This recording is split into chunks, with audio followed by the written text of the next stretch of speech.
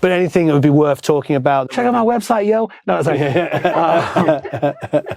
Erase the yo. That was terrible. I feel cringing after that. Check out my website. I wanted to start with that. Please don't. Please don't.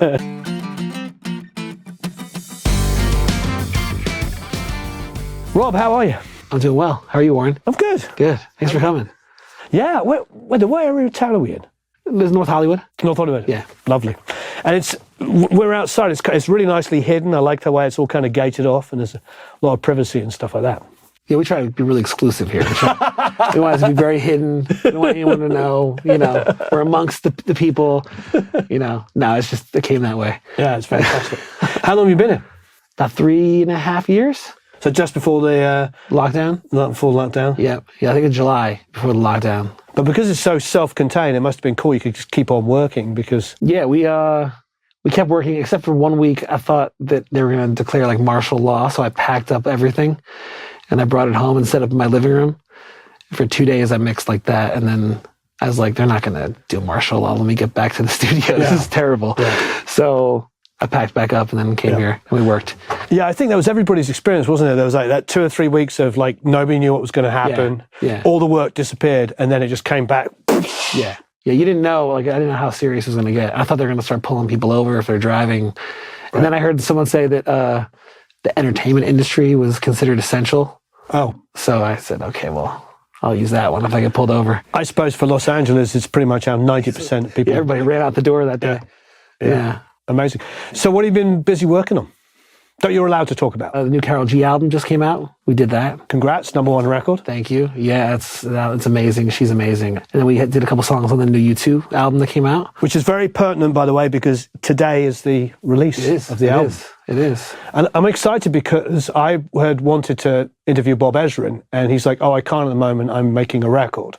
And then one of our mutual friends told me what record it was. Yeah. And of course that was the U2 album. Yeah, he's awesome. And so one thing that what I found with his mixing, he could pick out if a piano is audience perspective or player's perspective. But he'd pick it out in the middle of a dense mix.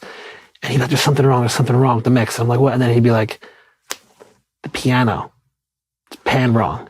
And I never even thought of it. He's like, people can't connect with stuff when it's like panned players. I never thought of it that seriously, right? Right. And since then, I think about that all the time. So did he want it to be audience perspective or audience? Oh, okay. Yeah, which I thought was so cool. Like, it was like, that's why I love, getting to work with people who have been doing this a while. Like, they have these things that, nowadays everything's so quick. It's like when he was making records back in the day, like, these are, important decisions that now we don't think about. Right. Yeah, you listen to The Wall, it's just... Yeah. It's amazing. When I grew up on like Pink Floyd, The Wall in particular, it sounded like the most massive, dense recorded music I've ever heard. Now you go back and listen to it and you realize it's just the right instruments playing the right parts. It's not layers of stuff that we're so used to now. Right. Well, that's the thing. I mean, I think especially Pink Floyd, right? I feel every instrument, every sound had a purpose, right?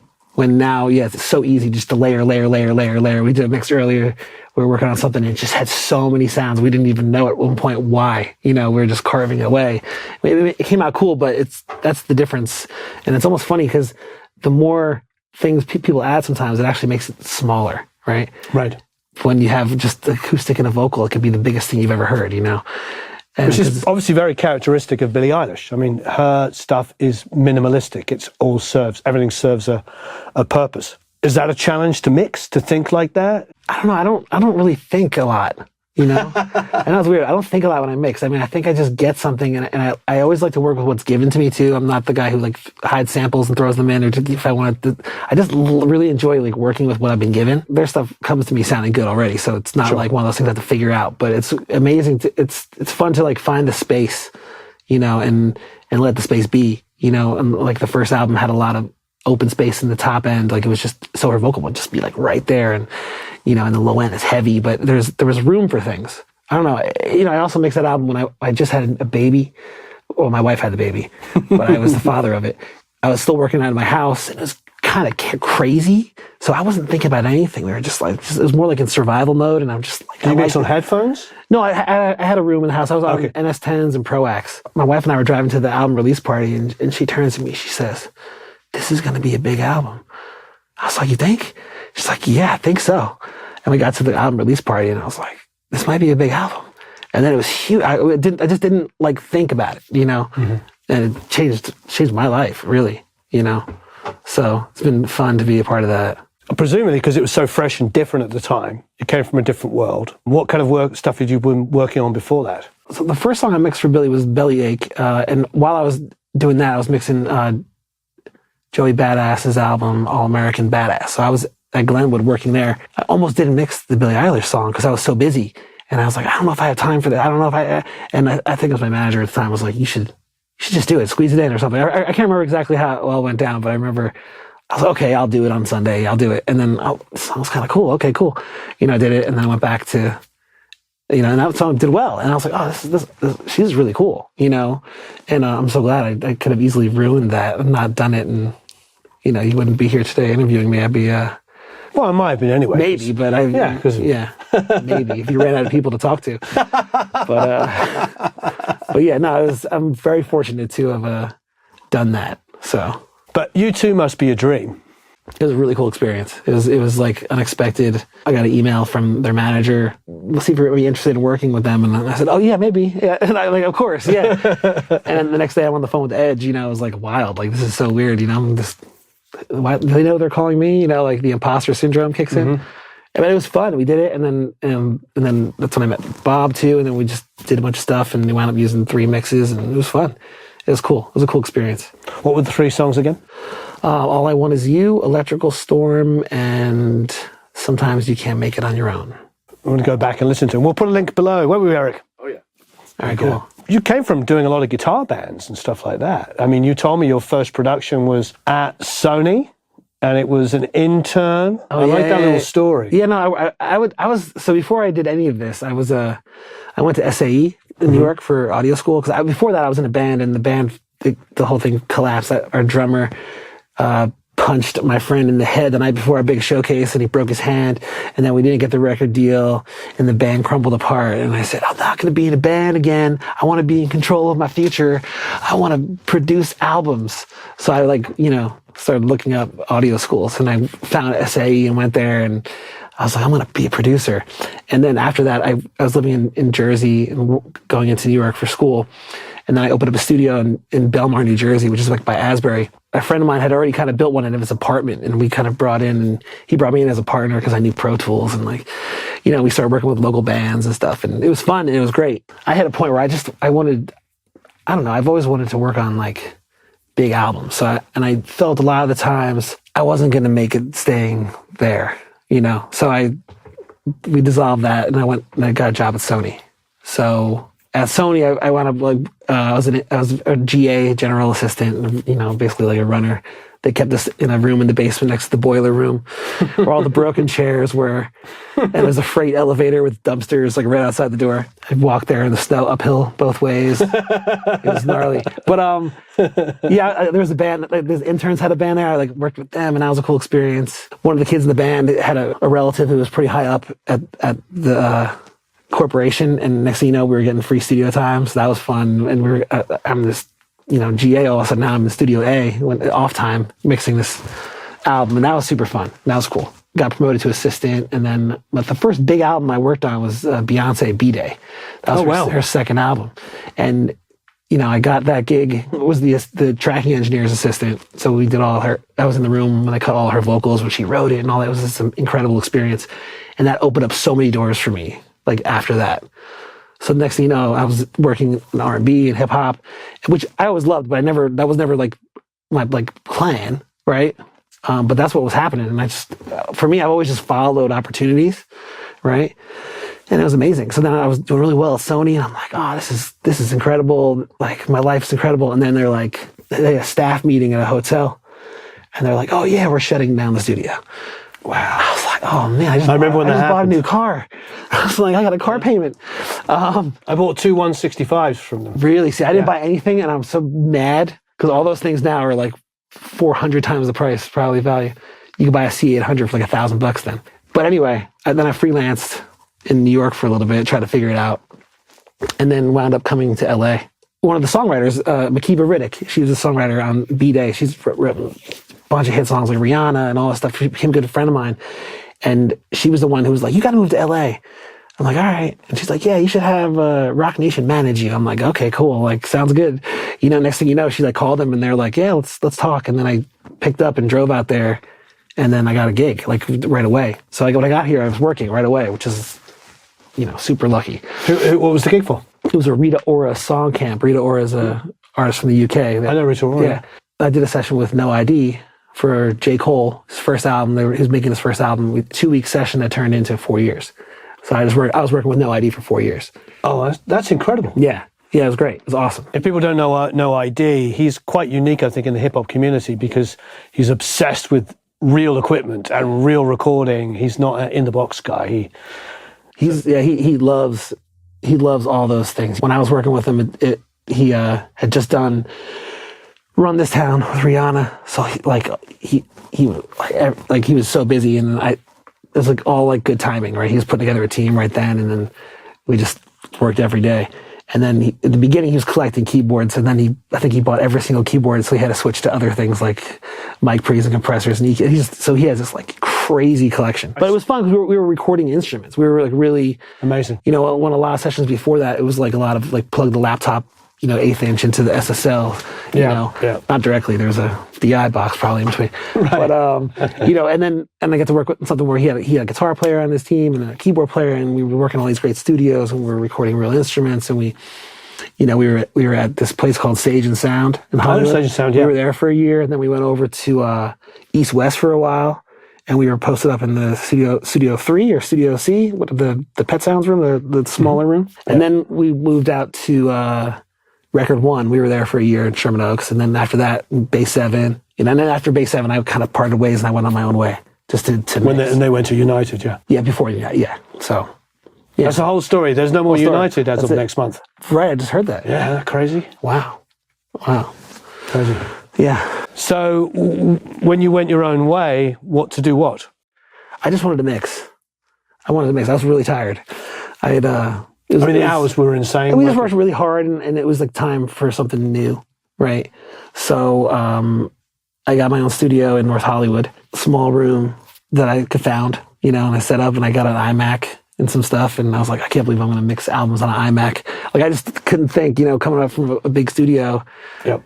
But it worked, it worked, and I started doing that, and I started just kind of hustling to do the straight up mixing thing. It's a better hours. Right. Yeah. So you can make your own. You can if you, and I remember a long time ago when I was still an assistant, I remember one of these top guys, I was assisting him and he turned to me and I think he said something like, it's up to your generation to change this lifestyle because it's killing, it's just like so brutal. Yeah. It doesn't have to be, I remember that stuck with me. Yeah. Not that I'm out here changing the industry, but I remember thinking I don't have to, when I get to decide the hours, I don't have to do 14-hour days. Right. You don't have to. You can do like 8 hours. Wow. Yeah. Go figure. I go home for dinner. Nice. I get here after breakfast and I go home for dinner. And then Eli and I have a nice lunch, So it's like pretty simple. Give us a little bit of a rundown on how you mix. Now, you're not mixing like ultra hybrid, but you do use your mix bus. You go out through hardware, don't you? What's ultra hybrid?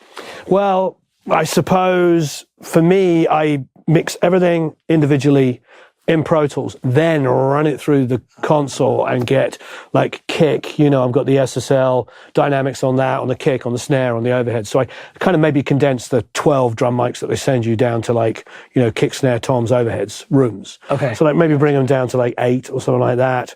And then all my bass, DI, amps or whatever go down to one channel. Okay. Maybe 4 pairs of guitars down to one stereo pair, To me, that's sort of like the using the console in a sort of 50% of the way we used to. Gotcha. Where you, from what you were explaining earlier, are mix bus, which makes sense to me because that's always the one thing I'm afraid of with plugins. The way my setup now is it's a Dangerous 2-bus plus. Yep. Right. So I'm coming out of the HDIO and I have a 192 digital that's feeding the D to A Dangerous here. So I'm coming out of this into the 2-bus plus, out of the 2-bus plus. I'm hitting on the insert of that. I have the Culture Vulture. And then coming from there, we go into this DW Fern VT7. Lovely. And then into this VT5. And then back out from this A to D. Yep. Dangerous. And then I go into an aux and Pro Tools where I have just 2-3 plugins. Well, since I have all these tubes now, spectral denoise is on my mix bus. And I know it's probably making all the audio files lose it right now. But I said it in the beginning. That's like just to clean up the sound. Yeah. And then the ATR UAD plugin, the tape machine there. And then the Pro Limiter L2. But yeah, at that point, so I'm getting a lot of it's amazing with just that chain. And then a lot of times start right when I hit play from the stems I get, it's already like a head start, you know? You're mixing into it, but you haven't got tons of gain reduction going on or anything. Is it just kind of incremental, just adding a little bit of flavor? Yeah. Right. Unless I have to match a rough mix, then I keep turning it louder. Right. But I try not to get in that game. But sometimes you have to play a little bit of the game. Yeah, I can imagine. Because it's hard to, you know, for who people don't know, they don't always understand that, you know, Spotify's going to turn your rough down like 10 dB, you know, so it's whatever. It's much better now than it used to be, I feel like. Right. Vocal chain wise, I'm sure people want to know some stuff like that. Is there anything you go to often? I asked that because I found there's been a couple of plugins that people are like consistently turning on. One of those is OX Sound Soothe 2. I find pretty much everybody I've asked now has Soothe 2 as a go-to on a vocal. Is that something that you not like? All the time. It's not a go-to. I only use it when I like can't figure out how to. Right. Like when I hit a wall. So like for me, it's usually Pro Q3, the fab filter. In the beginning, I'll typically roll off some low end. Yeah. Right. Maybe a little bit of cutting in the low mids, depending, or maybe even cutting a little on the top. I get a lot of bright vocals, and sometimes I get a session that has a vocal chain already on it. So like a lot of times I'm actually kind of undoing a little bit of that. I don't typically touch what's given to me. I kind of work around it. From there, I go into a Fairchild plugin. A lot of times I'm using the JJP Waves one. Sometimes I use the UAD one. It's just kind of depending on what I'm feeling that day. And then from there, I go into a de-esser to just kind of dial back some of that sibilance. Not too hard, but just a little bit. Then I put another Pro Q, and that's when I kind of start really carving out the sound. And then I'll put the 1073 plugin where I just like, that's the only plugin I typically add EQ. I might add a little with the Pro. A lot of it's subtractive though. But then I'll add a little color with that 1073 and then going into a vocal rider, the Waves vocal rider plugin. Really? Yeah. How do you have that set? I've always found that personally, the way I've used it is it's not quite as quick doing what I want. It's subtle. I use the preset fast rider. Yeah. And then I'm only doing about 1.5 to 2 dB of movement. But for some reason, to me, it picks up those, without using compression, it picks up some of the lower nuance. Okay. The tail end of a word, just so subtly that it keeps there. And then from there, I might put another de-esser. Right. But so far, you haven't talked about a lot of compression. You've only talked about the Fairchild and the vocal rider. I get a lot of vocals already compressed. Yeah. Right. So a lot of times I don't need to. But if I need to, my go-to a lot of times is RVox. So I love the RVox. So then if you take that same chain, it would be the Pro Q, RVox, then the Fairchild, then that whole same thing. Do you find that RVox, I like it, especially on a girl vocal, because it kind of seems to really grab the low end really nicely. It just fixes, I don't know. I'm a fan of the less knobs and buttons. Yeah. It's so simple, you know? Right. Pull down the threshold, back off on the gain, and it just makes it sit, you know? How was Bono's vocal recorded? It was cool. I mean, I think it was all like SM58 or SM57 in the room. Great. But his emotion is crazy. So like, he's just like, it's captured and it's cool and it's raw and it's, you know. And that album's pretty stripped down, isn't it? Going back to basics. Yeah.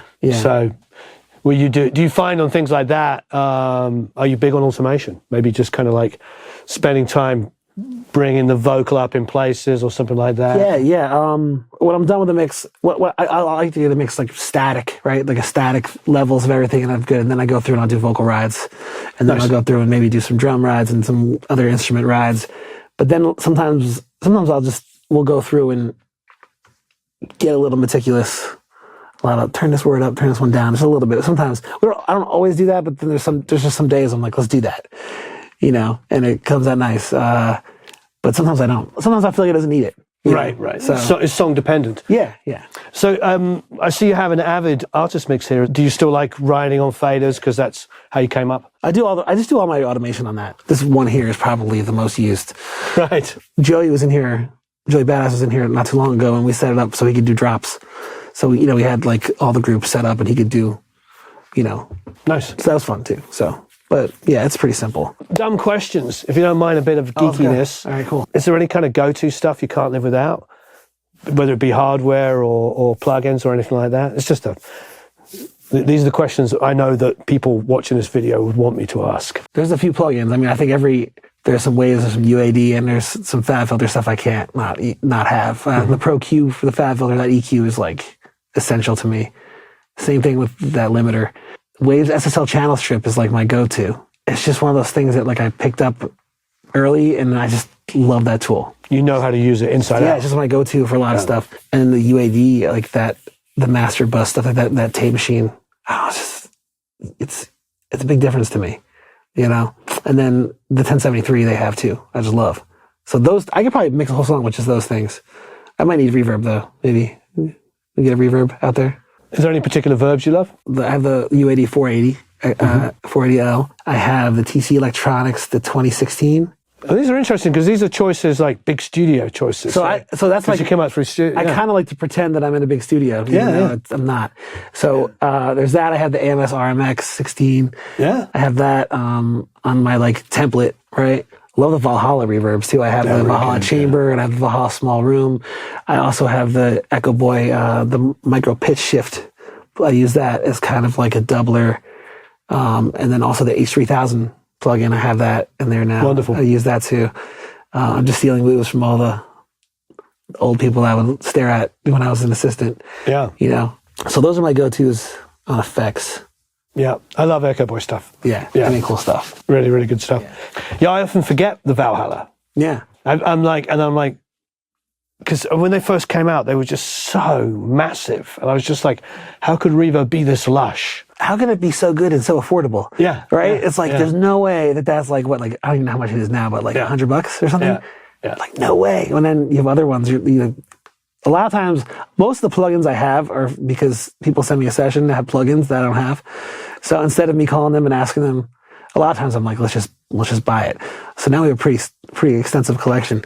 But there's sometimes it's a reverb and it's like, $600. I'm like, let's call them for the stem. We'll figure this one out. But the Valhalla stuff is great. It's just like, I think that's actually how I found it too. Like somebody sent me a session with it a while back and I was like, what's this? Yeah.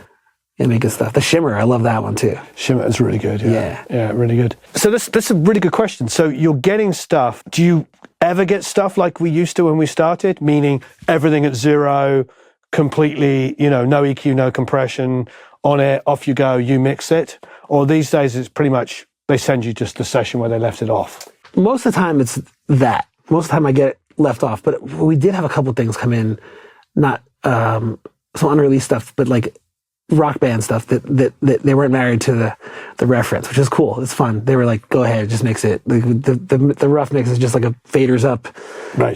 So I always enjoy that. It's always nerve wracking the first pass, with a new artist when they're like, just do your thing. You're like, are you sure? Because most of the time people are lying when they say do your thing. They don't mean it. They mean, hey, don't mess with what we've done. Yeah. Yeah. Sometimes I get them like that. Not as often as probably how it used to be. You were saying a lot of sessions you get, people are just a little too aggressive on the high end. Are you dealing with that just cutting, or do you find there's any like tape plugins or anything like that you're putting on stuff to kind of tame it? Because obviously the Fairchild's really good at taming it. I should say a lot of stuff comes to me with an aggressive high end for my taste, for my ears. Right? Sure. And so it feels... Well, they want your ears though, so... Hopefully. That's why they're hiring you. Hopefully. So...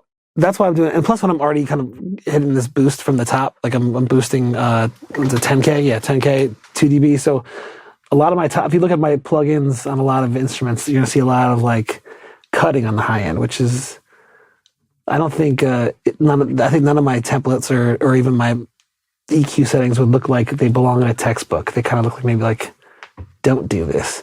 Kind of Yeah, maybe yeah. because I'm like, if you look at the vocals, I'm like cutting 2K, 3K a lot of times. Because for me, a lot of times maybe it's recorded harsh. Like I don't know. Right. So I might do that, or at the beginning of the mix, I kind of crank it up loud and I get things that hurt. I get rid of them. Right. It's probably not good for my ears. I'm probably gonna like have to retire at a younger age. But like I'm like, that hurts. Let's get rid of it. Like, or that's uncomfortable, or I don't like this. And I do a lot of that, and then I go down low. Where are you starting? Are you Anthem or Pro X? I'm starting on Amphion, usually. Right. They're both great. I mean, I'll start on them, and then I'll go down to the Pro X for a while, and then I'll go back to them. And then the Amphions are great too, because you can listen low on them too. And you're not losing anything. If I can get it good on both of these, it translates. Fantastic. Yeah. If you had a gun to your head choice of mastering engineer, who do you like? Oh, my boy Dave Kutch, man. So he's my good friend. Yeah. And I love what he does. Fantastic. But I would hope I'm never in that situation where there's a gun to my head to choose a mastering engineer. That'd be a really terrible situation. My mixes get to go in the hands of a lot of really good mastering engineers, like Del Becker and Chris Geringer and Joe Laporta and all these guys. A lot of these guys do a lot of stuff that I mix, and I'm not complaining. Do you ever get asked to master as well? No. Yeah. I feel like maybe, but I'm just like, no. We need like an adult to do that, because I can make it loud. But I mean, there are times that my loud mix is the master. Like Dave. I'll talk to Dave, and he'll be like, yeah. He's like, the loud mix was what I used. That was I couldn't beat it, or I just didn't like it as much as what that was doing. So sometimes that happens. I don't like when that happens, because then I feel like I made it too loud. But it happens. That's why I like Dave, because Dave also will just he doesn't force himself onto it. If he's like, if it's done, it's done. Couldn't help but notice the focals. Are those your sort of headphone monitoring? Check. This is my product placement, Focal. Check it out. No, these are amazing. These are so I got these actually. Are those the Clear Pros? I got these 3 years ago. Yeah. 2 weeks to flatten the curve. I bought these because I was mixing at home. Yeah. And I was like, I need headphones that I can mix on, right? Because I was using the Sony cans for a long time, and they're awesome. But and then Blake was like, oh, you got to hear these. The Pro MGs, I think that's the Focal Clear MG. I think it's now they're a terrible product placement. That's all right. But, I have a pair too, so I know exactly. I loved them. And I was like, wow, it's the first time I could. Didn't you find them? They're a little disconcerting though, because the detail's so good on them that I listened to something that I'd mixed that I thought was my best ever vocal, and I'm like, oh, I missed that. I haven't had that experience. I do know that, like, I did notice that that sometimes my low end might break them up sooner than. Oh, okay. But then that's probably my fault. I should probably turn the low end down a little bit. So, but no, I like those. I really, and every time, also when a client comes in here and they want to hear on headphones, I find they're always like, whoa, sounds good. So yeah, amazing. What are you working on at the moment that you're allowed to tell us about? Yeah, well, there's a new artist, Deb Never, who I've been working with a lot. She's awesome. Fantastic. There's another band called Canyons. I'm working with them right now. They're awesome. I just did a bunch of mixes on the new Matchbox 20 album. That's amazing. Yeah. When does that come out? I don't know when it comes out, but I'll tell you, those guys they're a blast. Like, it was a really fun experience. Did Rob come down here? No, I was dealing with Greg, the producer. So, right. But yeah, no, and then also the guitar player Paul, he was involved too. But it was fun. That was a really fun project. Yeah. Yeah. Oh yeah, Charlotte Carden. Sorry. Oh, nice. She's from Canada. We just mixed her new album. It's awesome. We mixed her last album too. We're fortunate over here. We get to work on a lot of different stuff. We get a lot of different, newer artists, more established artists. I mean, you too. That's super fun. They're established, I think. Yeah, I think so. They've done a couple things. Yeah. That was cool. I think I couldn't do just one genre. I would go crazy. I don't listen to one genre, so why would I just want to work in one? So. What about you got crazy? Been given a ton of orchestral stuff. Didn't Billy do some stuff with orchestra? Did you mix that? Oh, the No Time to Die, yeah. James Bond. Yeah, I worked on that. How was that? Like, that was. I mean, coming from her kind of production. I know obviously she started incorporating a lot of guitars and stuff, but to suddenly go over and have a full full-blown James Bond production orchestra. Yeah, that was, and then also I think that was one of the first songs she went full voice, really, you know, a lot of times she wasn't doing that. So Yeah. but I remember it was the same as it was. We just took the same approach, you know, like how do we make this sound like how it feels good? You know, how do we maintain the integrity of what they've given us? Let's not you know, let's not mess it up, you know. But then how can we make it better? And you know, that's kind of the approach I take. I have the one approach. I'm a one-trick pony. No, it's amazing. It's amazing. And it's fantastic they kept you in the loop on that. And they didn't just go, oh, we'll go to the established guy who normally mixes that stuff. Because it's a fantastic mix. Thank you. Yeah. No, I was happy about that. Yeah. Yeah. So I mean, having a client base like that must be, you know, just amazing. Because you know you're doing something right because they keep coming back to you, number one. But also you grow together, you learn together, you experience new things together. Yeah, that's always fun. I mean, I think the goal is to hope everyone wants to come back, right? That's the end of the day. It's still the service industry I look at it. That's how I approach it. Agreed. Yeah. You know, I hope, you know, people don't remember how you start an album, they remember how you finish it. Yeah. You know, that last week when everyone's ready to kill each other, like that's when you have to really be cool, you know? Yeah. Because if you don't, then chances are they're not, you know. So... yeah, no, it's cool. I love when people come back. It's very cool to be a part of something early and watch it grow. Right. It's a very cool experience to go see them play at a small venue, and then next thing you know, they're the bigger venue, and then that's always like very rewarding for me to witness. I don't know either of them, but they seem incredibly genuine. Yeah, great people. Yeah, that helps. Yeah, to say the least. Rob, you rock. Thank you ever so much. It was awesome. Awesome. Thank you. Please leave a bunch of comments and questions below. Definitely check out the new U2 album. I'm still blown away by that. It's awesome. Because not only did you get to work with U2, you got to work with Bob Ezrin. Yeah, no. Very fortunate guy. Amazing. Thanks. Thank you, Rob. Thanks, everyone. Thank you. So long, farewell, auf Wiedersehen, au revoir, adios, ciao, two scenes, goodbye, tschüss.